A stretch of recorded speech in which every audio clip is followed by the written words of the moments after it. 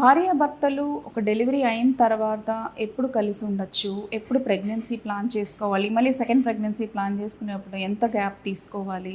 So ఈ topic గురించి మనం డిస్కస్ చేద్దాం. సో నార్మల్గా ఒక ఫీమేల్ డెలివరీ అయిన తర్వాత మినిమం 6 వీక్స్ టైం పడుతుంది. అంటే తన ప్రెగ్నెన్సీ చేంజెస్ అన్నీ రివర్స్ అవ్వడానికి ఒక 6 వారాల సమయం అనేది పడుతుందన్నమాట. సో ఏంటి ఏ చేంజెస్ నార్మల్ స్టేజ్కి వస్తాయి అనేది మనం చూద్దాం.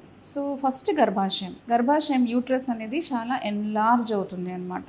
సో అది నార్మల్ సీకి రావడానికి 6 వీక్స్ పడుతుంది. ఈ నార్మల్ సీకి వచ్చే ప్రొసీజర్ని మనం ఇన్వల్యూషన్ ఆఫ్ యూట్రస్ అని అంటాం. బేబీ డెలివరీ అయిన తర్వాత చాలా ప్లెసెంటల్ డెబ్రీ అది ఉంటుంది, అదంతా బయటకు వచ్చేస్తుంది. సో ఈ 6 వీక్స్లో ఈ లోకియల్ డిశ్చార్జ్, దాన్ని లోకియా అంటాం అనమాట, ఈ డిశ్చార్జ్ అంతా బయటకు వస్తుంది. సో ఈ 6 వీక్స్లో అదంతా క్లీనప్ అనేది అవుతుంది. థర్డ్ థింగ్, స్ట్రెచ్ అయిన వెజైనా నార్మల్ స్టేజ్కి వస్తుంది అనమాట. అది కాకుండా మన బాడీలో ఇంక్రీజ్ అయిన వెయిట్, ఇంక్రీజ్ అయిన వాటర్ కంటెంట్ అదంతా తగ్గి నార్మల్ స్టేజ్కి వస్తుంది.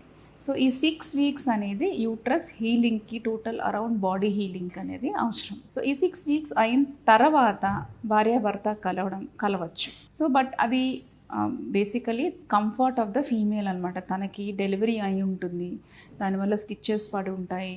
అది కాకుండా ఒరిజినల్ డిశ్చార్జ్ అనేది ఉంటుంది.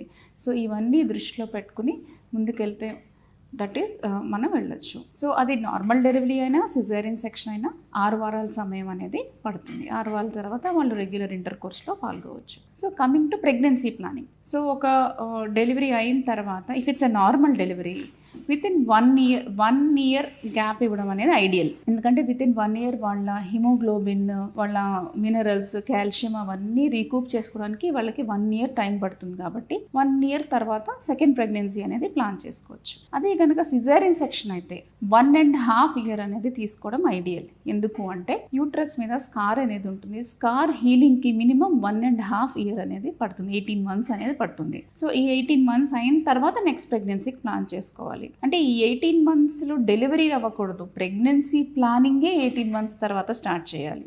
So for normal delivery it's 1 year, for caesarean section is 1.5 year అనమాట. సో ఇది ప్రెగ్నెన్సీ తర్వాత ప్లానింగ్కి తీసుకునే సమయం.